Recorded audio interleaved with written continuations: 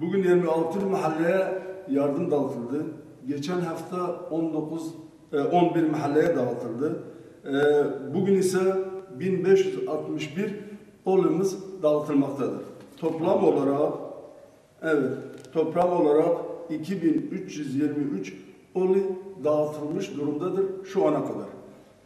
Tabi biz Ramazan'ın başında dedik ki umutlar olarak hedefimiz 2000 ve üzeri paket dağıtılmaktır. Ki elhamdülillah daha Ramazan'ın 15'i 16'sıdır bugün. 2300 paketi buldu. Dediğim gibi son 10 gün çok önemlidir. Yani halkımız buna teveccüh göstersinler. Fakir ve muhtaç insanlara ulaşma konusunda daha vakit vardır. Bayrama girmeden önce yeteri kadar eğer kardeşlerimiz infak yapsalar biz bu 3000 sayıyı da buluruz Allah'ın izniyle.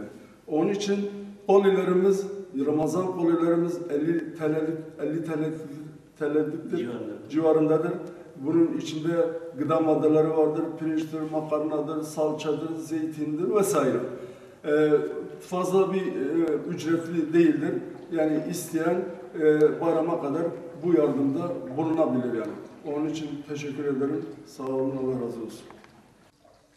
Divêm her Ramazanê de yardımê me devam dikin.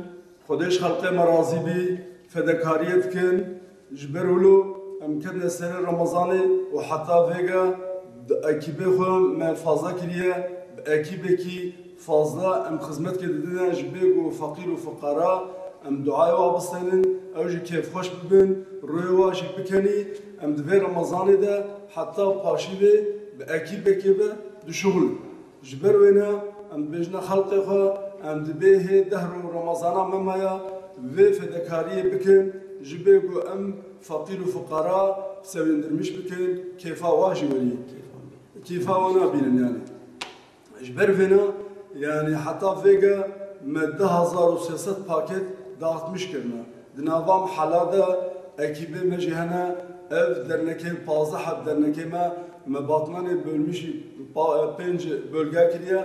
Di ve bölge de jî ev dernekê gu hene ewana jî yardım dikin bi ekîbê xwe ve bi arabê xwe ve zamanê xwe ayırmış dikin û tên vê paketê Ramazanê gu me hazır kirine dibin didine fakîra didine mala wana teslîmê wana dikin û vê xizmetê di vê Ramazanê de va duruma devam dikin.